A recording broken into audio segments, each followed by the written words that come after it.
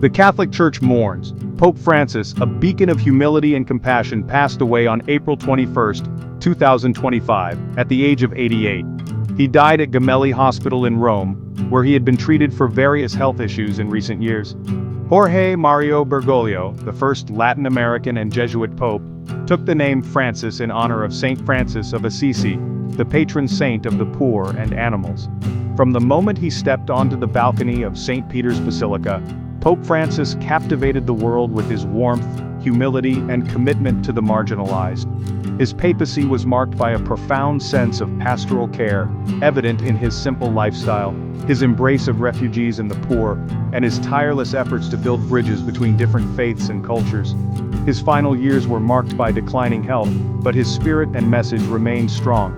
His last public appearance on Easter Sunday was a testament to his unwavering faith and dedication to his flock. Pope Francis's death leaves a void in the Catholic Church and the world. His legacy of humility, compassion, and unwavering commitment to social justice will continue to inspire generations to come. Pope Francis's papacy was characterized by a deep commitment to reform and renewal within the Catholic Church.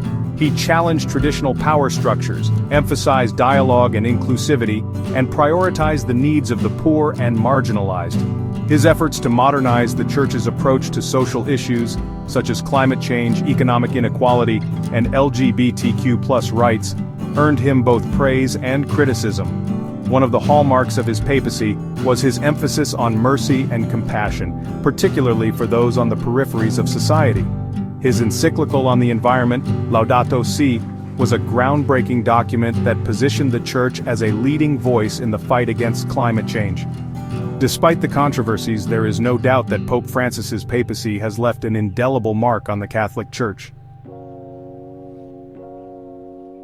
The news of Pope Francis's death has been met with an outpouring of grief and tributes from world leaders, religious figures, and ordinary people across the globe. King Charles III of England praised Pope Francis for his compassionate leadership and his vital role in promoting interfaith dialogue and understanding. UK Prime Minister Sir Keir Starmer lauded the Pope's lifelong service to the poor and marginalized. Former Prime Minister Sir Tony Blair remembered Pope Francis as a voice for peace, reason, and reconciliation across the globe. Irish President Michael D. Higgins expressed his deep sadness at the news, describing Pope Francis as a friend of Ireland who had made an immeasurable contribution to peace, social justice, and reconciliation worldwide. Irish Prime Minister Michael Martin praised the Pope's warmth, his intellect, his energy, and his commitment to dialogue. U.S. Vice President J.D. Vance, who met with the Pope just a day before his passing, offered a heartfelt tribute, calling him a man of deep faith and profound humility.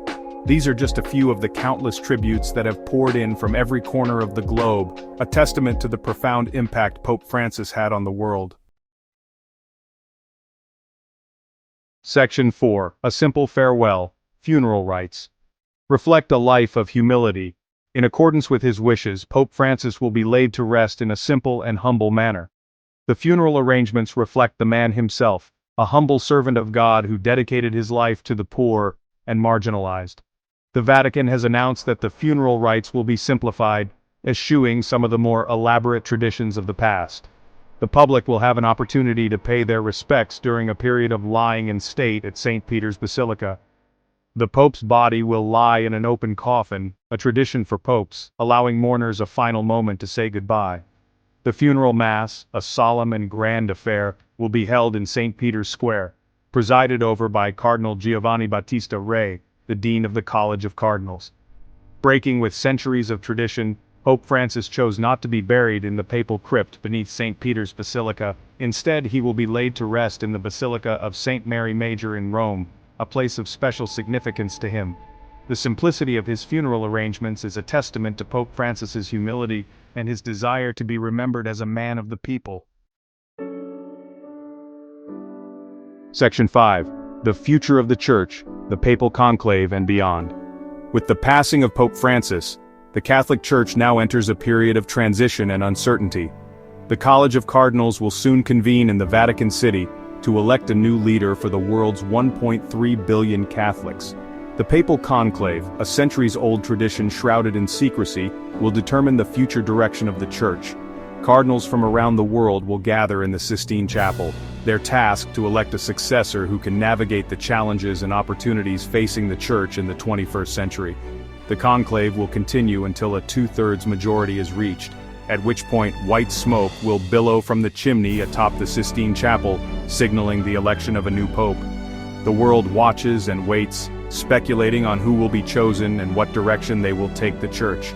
The future of the Church rests in their hands,